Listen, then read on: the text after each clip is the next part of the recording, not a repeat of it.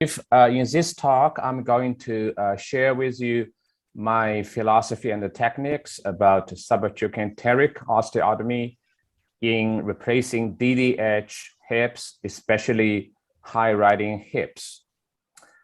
When we are talking about STO here, actually, I'm referring to subtrochanteric shortening and the derotational osteotomy.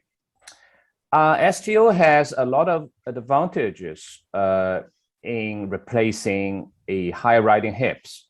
It helps to preserve proximal femoral anatomy. You don't have to manage a greater trochanter itself. And also it helps to preserve gluteus medius, gluteus maximus, and the ilius psoas muscles.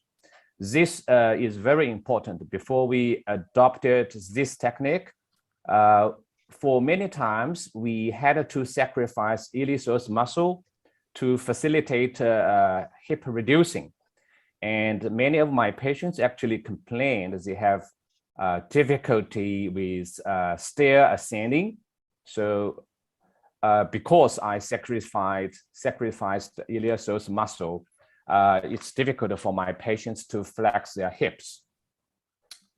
And also STO helps to well position greater trochanter and optimize abductor functions.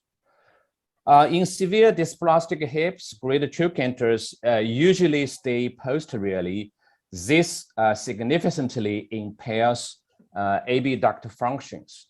And also because of too much anteversion and the greater trochanter stays posteriorly, this may lead to impingement, instability, and sometimes limping. Posterior migration of greater trochanter actually tightens gluteus medius horizontally. This not only impairs abductor function, but also makes hip reduction difficult and leads to permanent internal rotational and abduct deformity. Violence reduction may rupture abductors. This taught me that a greater trochanter has to be well positioned in transverse plane to enhance abduct functions. This is a very interesting case. The hip has been replaced by one of my colleagues, and you can notice some sort of deformity in the proximal tibia. And this is her gait. This patient works with a toe-in gait. So initially I thought the toe-in gait was related to the proximal tibial deformity. However, when I examined her abduct function, you can notice. So if I allow the patient to internally rotate her hip, actually she was able to abduct her hip. However, when I forced her to externally rotate her hip, the patient lost her ability to abduct her hip. So this actually taught me the position of the greater trochanter anterior or posteriorly actually plays an important role to enhance the abductor's function. STO also helps conserve inner and outer layer soft tissue envelope around hip joint. And this is also very important to maintain hip joint function. Obviously, a shortening osteotomy protects sciatic nerve from excessive tension. Since we adopted STO, sciatic nerve palsy becomes a very rare complication in my practice. The blue lines in this picture depict outer layer soft tissue envelope. Consists mainly of ITB, fascial lata, and the long muscles around the hip. Without a STO, these structures can be overstressed and leads to severe postoperative pain and a limited hip range of motion. I think it's well known STO allows us to correct the leg length discrepancy and the femoral anteversion. This is often needed. According to a study we've done, the lower limb in the high riding hip side is longer than the less dysplastic side.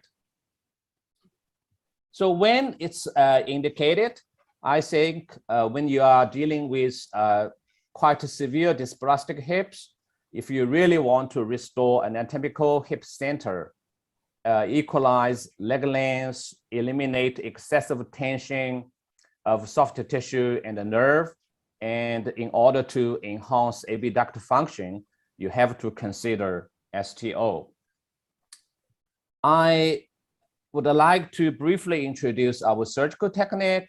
This is a very interesting paper. This paper actually compared different subtype of subtrochanteric osteotomies, transverse, oblique, chevron type osteotomies. The result is appealing and also is very interesting. So the results tells us transverse osteotomy is versatile, relatively easy, and clinically reliable. This is our surgical flow. The femoral preparation is performed before osteotomy unless femoral canal deformity prevents straight axial reaming. Then traction is applied to distal fragment. The amount of overlap between proximal and the distal fragments is marked. We shorten the femur accordingly. Then we finally do trial reduction with osteotomy reduced. There are several surgical technical tips to prevent complications. Appropriate osteotomy level, avoid overreaming, prophylactic wiring, cancellous bone grafting, and use a plate if it's needed. Osteotomy level shall be 2 to 3 centimeters below the lesser trochanter. If osteotomy level is too proximal, the proximal fragment is easy to split for several reasons. The proximal part can be overreamed since the cortex gets thinner. There's no thicker cortical bone retained distally. So like this case, if I can retain quite a thick cortical bone in the distal part of proximal fragment, I don't have to use cable or wire to prevent splitting. So in our practice, I think more than 2/3 of intraoperative fracture actually occurred at the proximal part. This is another case. The osteotomy level is too proximal and the proximal part split. This is another case. The proximal part the canal is very narrow and there's some sort of deformity there. Then I resected it. However, I compromised the rotational stability of stem because of proximal and distal mismatch. So I didn't hesitate to use a short plate and the unicortical screws to augment the rotational stability of femoral stem and osteotomy. Sometimes use cancellous bone chips from femoral head to graft the osteotomy site. So I use the resected cortical bone to retain cancellous bone. This is our experience, our data. We've just published our minimally 10-year follow-up of total hip replacement for highly dislocated hips.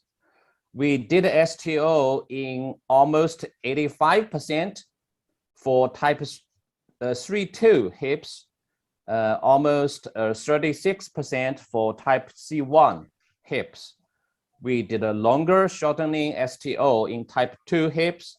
We had 3 stents out of 84 hips get loose. So in summary, I think STO is an elegant procedure. It's safe and effective. It satisfies the goal of surgery. It allows us to normalize hip center, optimize muscle functions, protect the nerve, and equalize leg length. STO is most soft tissue friendly. It dramatically reduced the post-operative pain due to massive soft tissue release and excessive tension. And the clinical result is quite good. I thank you for your kind attention.